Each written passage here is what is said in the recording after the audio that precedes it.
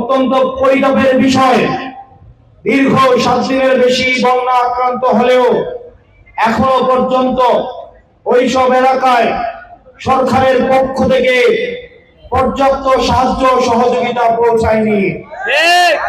আমরা দেখতে পেয়েছি বন্যা শুরু হওয়ার সাথে সাথে পার্বত্য চট্টগ্রামের একজন প্রতিমন্ত্রী উনি হজ করতে বিদেশে চলে গিয়েছেন। আমরা একই সাথে দেখেছি ঠিক ওই সময়ে আমাদের প্রধানমন্ত্রী আজকে পর্যন্ত উনি প্রায়োরিটি পর্যন্ত আমার পার্বত্য চট্টগ্রামের ভাইয়েরা বন্যায় কষ্ট আর উনি বরিশালে চলে যাচ্ছেন। এটি পার্বত্য চট্টগ্রামবাসীকে যেই বরাদ্দ দেওয়া হয়েছে 30 টাকারও কম প্রত্যেকজনকে বরাদ্দ দেওয়া হয়েছে। পার্বত্য চট্টগ্রাম থেকে জাতীয় রাজস্বে এই বছর 90,000 কোটি টাকারও বেশি এই বছর তারা জাতীয় রাজস্বে জমা দিয়েছে। অত্যন্ত পরিতাপের বিষয়, তাদের এই সংকটকালীন সময়ে তাদের জন্য বরাদ্দ ছিল 30 টাকারও কম। প্রিয় সোনারগাঁওবাসী, অভ্যুত্থানের পরে আমরা দেখেছি প্রত্যেকটা জায়গায় সরকার তার কমিটমেন্ট থেকে কিছু সরে এসেছে।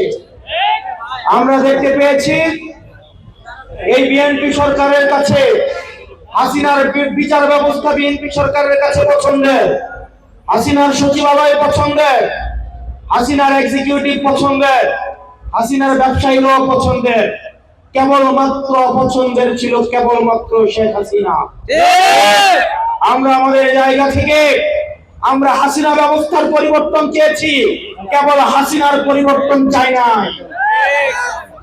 এই বিএনপি সরকার এসে তারা জন আকাঙ্ক্ষার বিপক্ষে গিয়ে, গণভোটের বিপক্ষে গিয়ে তারা এমন এক ধরনের অবস্থান নিয়েছে যে অবস্থান সরাসরি আমাদের আকাঙ্ক্ষার পরিপন্থী।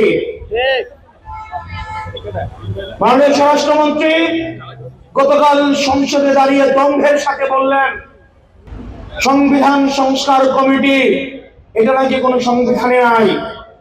এটা যদি সংবিধানে না থাকে 2026 সালের নির্বাচন কোন সংবিধানে ছিল না। সংবিধান অনুযায়ী নির্বাচন হওয়ার কথা ছিল 2029 সালে। সংবিধান অনুযায়ী আপনার থাকার কথা ছিল শিলংয়ে। সংবিধান অনুযায়ী মাননীয় প্রধানমন্ত্রী থাকার কথা ছিল লন্ডনে। সংবিধান অনুযায়ী আপনার নেতা কর্মী থাকার কথা ছিল ধানক্ষেতে। সংবিধান অনুযায়ী আপনার নেতা কর্মী চালানোর কথা ছিল ঢাকা শহরে রিক্সা। এই সংবিধানের বিরুদ্ধে গিয়ে ছাত্র জনতা রাস্তায় নেমে আসে এই সংবিধানকে বৃদ্ধাঙ্গুলে দিয়ে নতুন বাংলাদেশের সেট করেছে। বিষয় আপনার ছাত্র জনতাকে বৃদ্ধাঙ্গুলি দেখিয়ে আপনার জনগণের বিপক্ষে অবস্থান নিয়েছে।